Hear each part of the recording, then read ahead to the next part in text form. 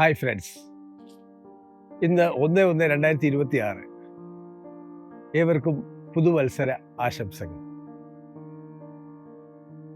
ഇന്ന് ഞാൻ അവതരിപ്പിക്കാൻ പോകുന്നത് മനുഷ്യരാശിയുടെ തൊഴിൽ പരിണാമ ചരിത്രത്തിൽ ഏറ്റവും പ്രാചീനമായ ഒന്നായാണ് അമ്പും വില്ലും ഉപയോഗിച്ചുള്ള ഉപജീവന രീതിയെ കാണുന്നത്. ഇന്നത്തെ പരിഷ്കൃത ലോകത്ത് അത്തരത്തിൽ ജീവിക്കുന്നവർ വിരളമാണ്. എന്നാൽ ഈ പ്രാചീന രീതിയുടെ പരിഷ്കൃത രൂപമായ ഹാർപൂണിങ്ങിലൂടെ പണിയെടുത്ത് ജീവിക്കുന്ന ഒരുപിടി ആളുകൾ നമ്മുടെ കടലോരങ്ങളിലുണ്ട്.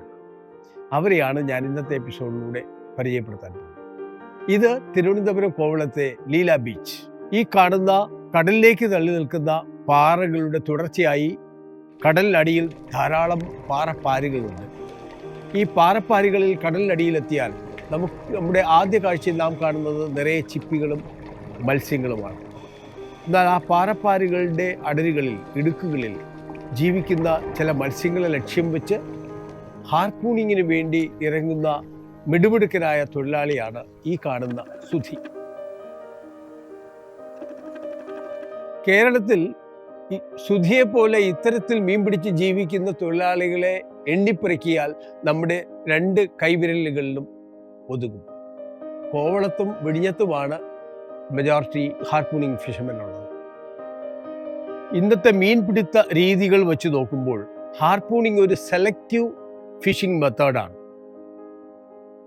അതായത് സാധാരണ നമ്മൾ ചൂണ്ടയെറിഞ്ഞോ അല്ലെങ്കിൽ വല വിരിച്ചോ മീൻ പിടിക്കാൻ ഇറങ്ങിയാൽ ആ ചൂണ്ടയിലെ ഇരയിൽ കൊത്തണോ വേണ്ടയോ എന്ന് നിശ്ചയിക്കുന്നതും ആ വലയുടെ വഴിയെ സഞ്ചരിക്കണോ വേണ്ടയോ എന്ന് നിശ്ചയിക്കുന്നതും മത്സ്യങ്ങളാണ്.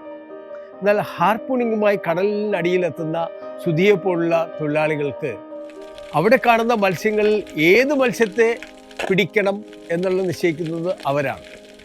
സോ വളരെ സെലക്റ്റീവായിട്ടുള്ള ഒരു ഫിഷിംഗ് മെത്തേഡാണ്. മാത്രമല്ല ഹാർപൂണിങ്ങിലൂടെ ആരും ഒരിക്കലും കുഞ്ഞു മത്സ്യങ്ങളെ പിടിക്കാറില്ല.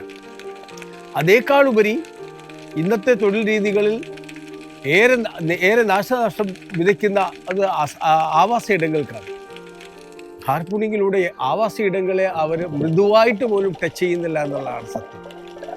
സോ അങ്ങനെയുള്ള ഒരു തൊഴിൽ രീതി, പക്ഷേ ഇത് എത്ര കാലം നിലനിൽക്കും എന്ന് നമുക്ക് പറയാനാവില്ല. കാണുക.